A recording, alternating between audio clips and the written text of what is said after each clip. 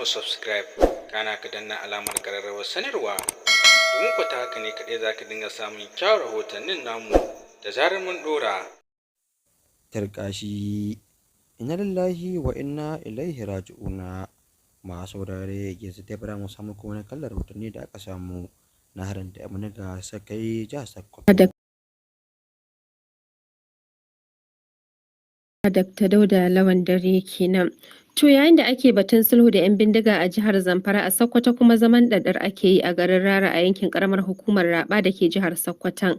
Tun bayan da 'yan bindiga suka kai hari cikin daren Lahadi, inda mazauna garin suka ce an kashe mutane tare da tafiya da mutum sama da 20. Rundunar 'yan sandan jihar ta ce har yanzu bata tantance adadin waɗanda aka yi garkuwa da su ba. Ga dai rahoton Khalifa Shehu Dokaji.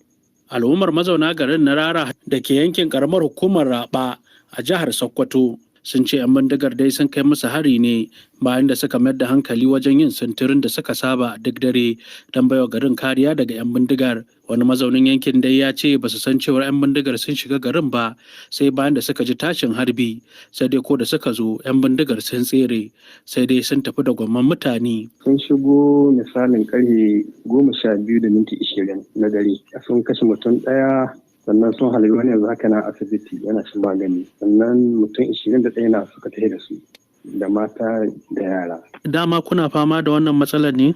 Dama muna fama da ita kowane lokaci, kullum kewaye muke da gari, sama da a takaici ana samun hidin mutum 500 da yan bijilantin mu da mutanen gari suna kewaye gari. To Allah da iko ne sai sun kalli inda wata kafa wadda can babu kowa sai sun ka shigo ta nan. To kamar jami'an tsaro fa an sanar da su lokacin da waɗannan mutanen sun ka shigo?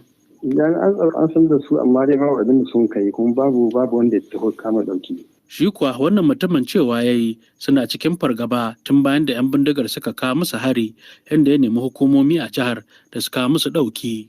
Zaman ɗarɗar ake gaskiya tun da babu irin jami'an tsaro da za ka gani kasancewa akwai tsaro. Kuma wani lokacin akan ji an ce ga su sun wuce a bayan gari da sauransu. Dama jami'an tsaro ba wata namba ta su sai 'yan banga ne suke da su. To kuma akwai matsalar network a garin gaskiya sosai. Muna buƙatar taimakon gaggawa. DSP Ahmad Rufa'i shine kakakin rundunar 'yan sandan jihar ta Sokoto, ya kuma yi ƙarin bayani.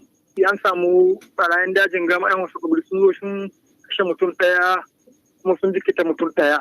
Ga alƙalami mu gaskiya ba mu samu tantaccen lambar da mutanen da aka ɗauka ba. Don shigo da suka suna halbe-halbe ya sa mutane sun watse sun shiga daji. Da jin wannan abu shi kwamishinan 'yan sanda bai kasa a gwiwa ba ya tura musu ƙarin 'yan sanda daga nan headquarter don a je a taimaka ma wannan ƙauyen garin a gani ko Allah zai sa a samu waɗanda suka watse da waɗanda aka cewa ɗaukan su.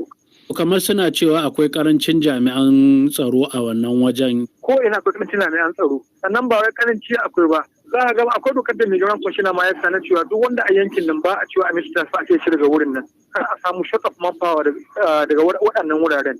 Amma duk inda Allah ya samu ka ji wani abu ya tashi za ka ga kayan mun tura jami'an tsaro, mun tura reinforcement daga headquarter. Jihar Sokoto na daga cikin jihohi a arewa maso yammacin Najeriya da ke fama da matsalar tsaro musamman 'yan bindiga, baya ga makotanta irin su Kebbi da Zamfara da Katsina. Duk da cewar hukumomi a Najeriya na cewar suna ci gaba da samun nasara kan 'yan bindiga a yankin, amma har kawo yanzu 'yan bindiga na ci gaba da kai hare-hare tare da ɗaukar mutane da halaka wasu. Khalifa Shehu Doka. Sai mu tara cikin shirin naman an jima dai don wasu labaran. Masu saurare mu ta lafiya da samu dace a musamman.